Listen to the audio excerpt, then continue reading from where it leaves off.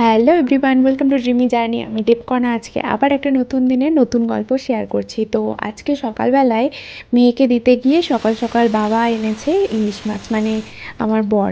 তো ইলিশ মাছগুলো আজকে ভেবেছি এমনি নুন হলুদ দিয়ে করব, হালকা পাতলা ঝোলই হবে, আর একটু এর মধ্যে বেগুন দিয়ে দেবো। তো এখানে মাছগুলো ফার্স্টেই ভাজতে বসিয়ে দিলাম। আমার না কাঁচা মাছ খেতে কেমন একটা লাগে, মানে কাঁচা মাছ রান্না করতে না কেমন একটা মানে ঘেন্না ঘেন্না লাগে, তাই জন্য আমি সবসময় অল্প করে একটুখানি ভেজে নিই। যেটা ভাপা হয় সেটা আলাদা ব্যাপার, কিন্তু এই যে মানে রান্না করার সময় এই ইলিশ মাছটা না ভেজে করলে আমার কেমন একটা লাগে, তো তাই জন্য আমি হালকা করে একটু হলেও ভেজে নিই। তো যাই হোক, এগুলো মাছগুলো ভাজতে বসিয়ে দিয়েছি, একটু ভালো করে ভেজে নিয়ে একটুখানি তুলে নেবো, হালকা করেই ভাজবো।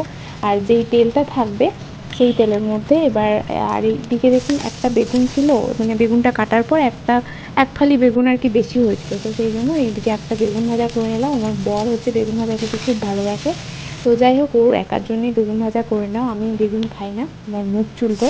তো কার কার বেগুন খেলে মুখ চুলকো অবশ্যই কমেন্ট করে জানাবেন। আর এই দেখুন বেগুনগুলো এখানে মাছগুলো তুলে নিয়ে ওই তেলটার মধ্যেই বেগুনগুলো, একটু তেলটা বেশি রাখলে ভালো, ওই তেলটার মধ্যেই রান্নাটা করলে বেশি মানে টেস্ট হয়।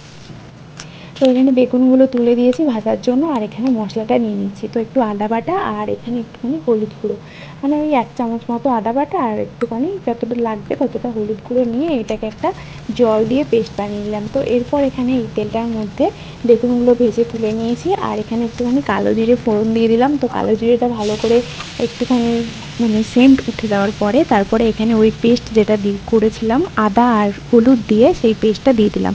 আর কাঁচা লঙ্কা কিন্তু মাস্ট এখানে দিতেই হবে, কাঁচা লঙ্কা সেন্টটাই কিন্তু এটার অরিজিনাল টেস্ট।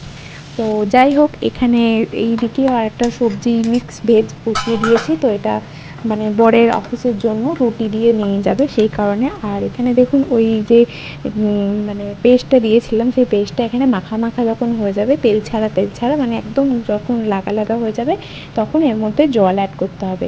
এরপর জলটা পরিমাণ মতো আমি একটু বেশি জলই দিই, ভালো লাগে এটা পাতলা জলটা। আর এর মধ্যে যদি খুব ট্যালট্যালে হয়ে যায় তখন কিন্তু একটুখানি আলাদা পাত্রের মধ্যে একটু মানে হালকা গরম জলের মধ্যে একটুখানি ময়দা মিশিয়ে এর মধ্যে কিন্তু দিয়ে দিতে পারে, তাহলে ঝোলটা দেখবেন বেশ বসা বসা হবে আর টেস্টও খুব ভালো হয়। আর এই একটুখানি ফুটে উঠলে তারপর মাছগুলো দিয়ে দিয়েছিলাম, আর নামিয়ে নেওয়ার পর এখানে একটুখানি কাঁচা সর্ষের তেল দিয়ে দিয়েছি। আমার না সর্ষে বাটা খেলে অ্যাসিডিটি হয়ে যায়, তো সেই কারণে সর্ষে বাটাটা আমি বেশিরভাগ সময়ই অ্যাভয়েড করি। তো চলুন, এখানে কথা বলতে বলতে এই তরকারিটাও হয়ে গেছে, অনেকটা লাগা লাগা হয়ে গেছে, যেটা রুটির তরকারি আর নিয়ে যাবে তাই জন্য বেশি মানে গ্রেভি রাখলাম না। তারপরে ওটা নামিয়ে নিলাম, আর আমি এখানে একটুখানি ব্রেকফাস্ট করতে শুরু করে দিলাম। তো ব্রেকফাস্টে এটা হচ্ছে ওটস, কলা আর কিছু ব্ল্যাক কালারের কিশমিশ দেওয়া ছিল, তো ওটাই খাচ্ছিলাম। আর এখানে দেখুন বাবা অফিসে বেরোবে বলে ঠিক করেছিল সব হেলমেট আর জুতোটা ও প্রত্যেক দিনই মানে প্রায় দিনই যখন দেখে যে এখানে রাখা রয়েছে জুতো আর হেলমেটটা ও পরে নেয়, তো পরে আর দিতে চায় না, ওটা নিয়ে কিছুক্ষণ আর কি একটু র্যাম্প ওয়ার্ক করে নেয়। আর প্রথম মানে হেলমেটটা তো খুলতেই চায় না, জুতোটাও বেশ মজা লাগে, ও ঠক ঠক ঠক ঠক করে যায় আর কি, ওর পায়ে তো বড় হয় তাই জন্য ঠক ঠক ঠক ঠক করে যায়, তো সেই জন্য বেশ মজা লাগে আর খুলে দিতেই চায় না বাবাকে। তো এরপর না যখন ও দেখেছিল যে ওর ভিডিও করছিলাম, মানে ওই যে জুতো পরেছিল আর হেলমেট পরেছিল সেটার যখন ভিডিও করছিলাম, তো সেই কারণে ও এসে বললো যে আমার আরেকটু ছবি তুলে দাও তো ভালো করে। এখন আবার কি নেশা হয়েছে যে সবসময় এসে বলে মা আমার একটা ছবি তুলে দাও, বা ও যদি কোনো ফোন পায় সেই ফোন নিয়ে সবার ছবি তুলতে থাকে, মানে সে যেই অবস্থাতেই থাক না কেন, কেউ হয়তো রান্না করছে, কেউ হয়তো বাসন মাজছে, সমস্ত কিছু এসে ছবি তুলতে থাকে, আর তারপরেই বলে যে আমার একটা ছবি তুলে দাও ভালো করে। আর যদি আবার ভালো না হয় তখন বলে যে আরেকটা তুলে দাও, ভালো করে ছবি তুলে দাও। এখন আবার ছবি তোলার খুব নেশা হয়েছে, আসলে হয়তো আমাকে দেখেই হতে পারে।